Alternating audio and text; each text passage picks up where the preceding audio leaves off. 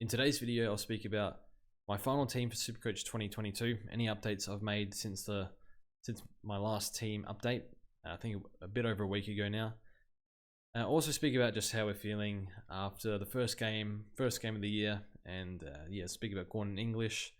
I don't have Macrae here, and I am absolutely copying it. I don't know if you've logged on to Twitter and you've seen me tagged in some stuff, but I am copying it left, right, and center on picking Steele over Macrae for saving 14k. You know, on the stream, we're kind of like joking about, like, I don't have Macrae. Like, I kind of expect him to just pump out 130s every week. Open up Twitter, just every time I opened it up, 20 plus notifications of me of, you know, look at this idiot without Macrae. You don't know anything. Even Discord was getting flamed like hell in Discord. I know the Discord boys, so it's not as bad, but just getting flamed like hell. And all that really happened, Macrae scored 4 points above what he's priced at, and I picked Steele, who out-averaged him in the back half of last year, winning out of Ruckman. So as long as Steele goes okay, we'll be okay. But don't get me wrong, I really wish I had Jack Macrae in my team. It's just how things kind of worked out. But yeah, I mean, I'm all about having fun and memes and stuff, so I'm going to cop it throughout the year. Like, look at this, Issac.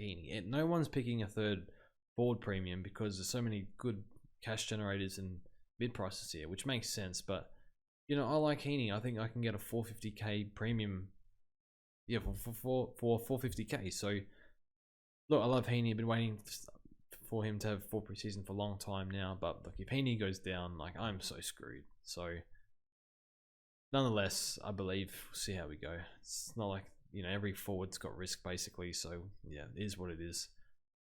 I think first thing we'll speak about is we'll speak about my team in general before we get to Gawn in English. So defense, I really hate Gibcus as a pick. I think he scored 83 in NAB League, which is a little encouraging, but I think the defense, I don't want to pick a fifth defender. I don't really want to pick a mid-pricer.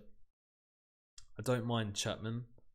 But again, like they said with Chapman, he can be used in multiple roles. So that kind of scares me a bit. But I think Chapman will be okay. I loved the way he played and seems to have made some... I was looking at reports from back in December where he was clearly looked a lot better than he did the year before. So I think it's an okay pick. Maybe, look, hindsight, maybe English over Gawn. Gibcus up to Chapman and then get McGovern in the forward line or something like that. But yeah, I'm still happy with Gawn, but we'll speak about that after anyway. So look, Chris, Short, Whitfield, Hewitt, I like those four. Hewitt, Chris both have midfield role. Whitfield, Gunn, Short should farm points down back without Hooley, so we'll see how we go. Confidence level on Hewitt, I want to say like 75%, 80%. I think he's a really, really good player, really good midfielder, and I think he might get freed up a little bit more.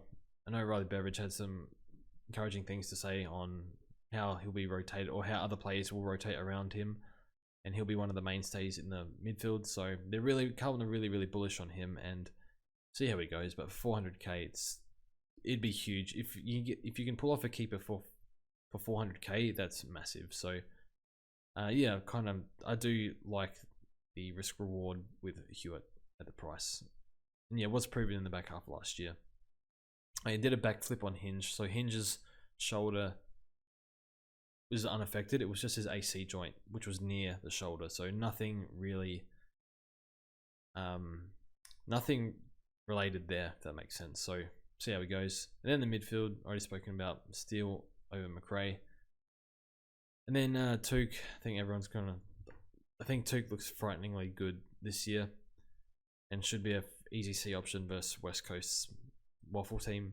And then, look, I'm big. I don't want to have too many negative pods. I already have Macrae. Maybe McGovern is one. I see a lot of high rank communities pick McGovern, or good players pick McGovern. So might be another one there. So no Macrae, no McGovern. Probably the two.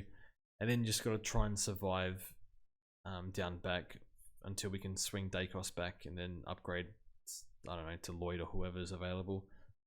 So yeah, speaking of like negative pods, I don't really want Rao or Berry. Like I see people cutting Berry, cutting Stevens, cutting Rochelle.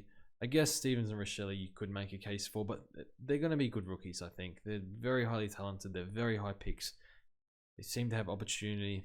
Probably Rochelle's got a bit more job security than Stevens, but yeah, Stevens was a high pick. You're picking first year 18-year-olds who with bad job security, or you can pay an extra 50k for someone who has a bit better job security, third year in the system as well. So for that reason, I definitely recommend holding on to Stevens and Rochelle, as well as Jared Berry. Jared Berry's just about the pick of the bunch in terms of mid prices. And then Rao, I don't want to miss out on what Rao can do. Then Horn Francis taking us forward. I think that's pretty common. Ward seems fine. He had calf soreness. So not great, but he's just a rookie anyway, so see how he goes. Gawn and Grundy, I think everyone will have Grundy most likely. And Gawn, a lot of people have faded for either Darcy or English. Not looking good so far. What I will say is Gawn had 6 or 7 frees against, English had 6 or 7 frees for.